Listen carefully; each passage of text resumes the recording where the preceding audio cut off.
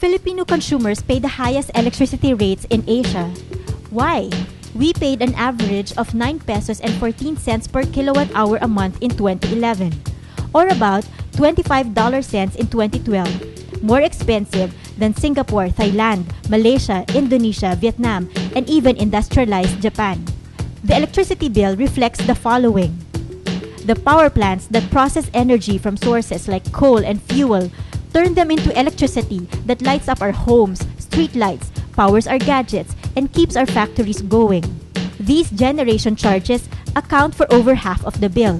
Then the cost of transporting the electricity, still in its high voltage form, from the power plants through transmission towers to the power distributors is reflected in the transmission charges. Distributors charge for bringing power already reduced to 220 volts to us, users.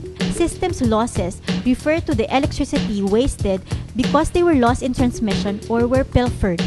Universal charges are various costs passed on to consumers.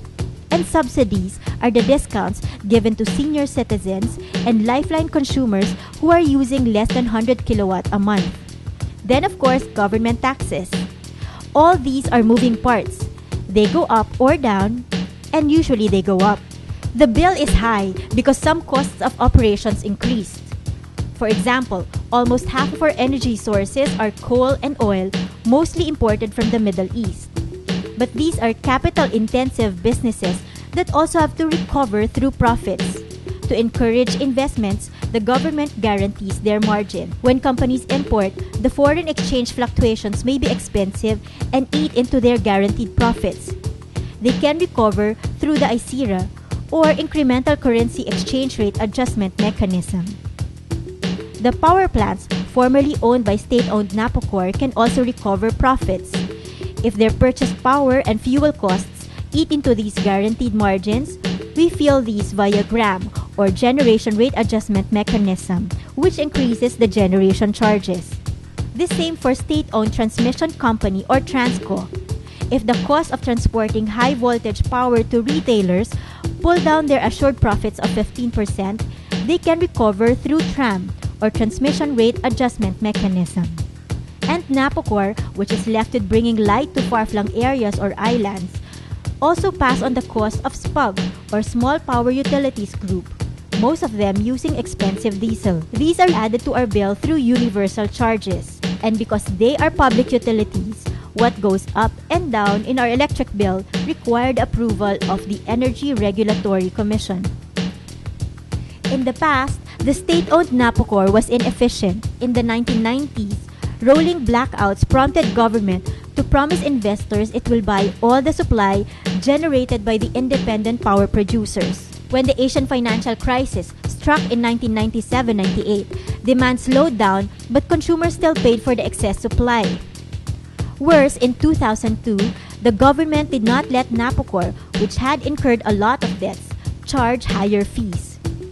This resulted in Napocor's massive losses that we are now paying for. The Electric Power Industry Reform Act or EPIRA was introduced in 2001 to address the sins of the past. The new law broke apart Napocor's monopoly of generation and transmission businesses. Through Power Sector Assets and Liabilities Management Corp or PSAM, the state-owned power plants were sold to private investors.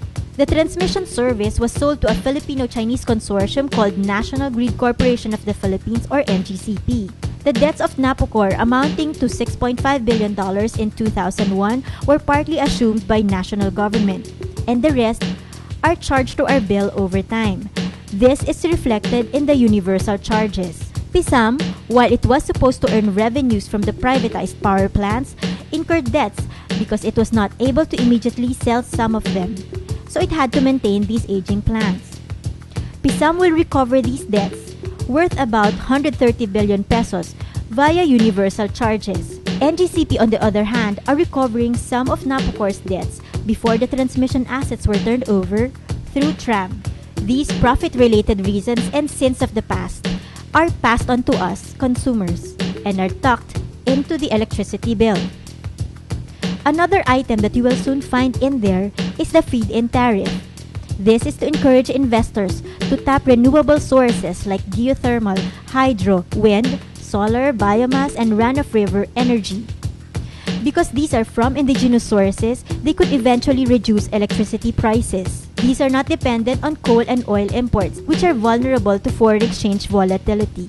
But what should really drive electricity prices down are market forces. The APIRA created the WESM, or the Wholesale Electricity Spot Market. It is where power producers sell their electricity units and customers buy at a price they want. These systems the APIRA promised were supposed to be in place in 2011. However, there are still few generation players, and those who have built new power plants are not generating enough electricity to make trading at WESM a truly competitive and thriving one. Buyers are not yet bidding for the lowest price, but for available supply. When there are more new power projects and the private sector will stake more capital in them, then the electricity bill will soon be lowered. Lala Rimando, Rappler, Manila.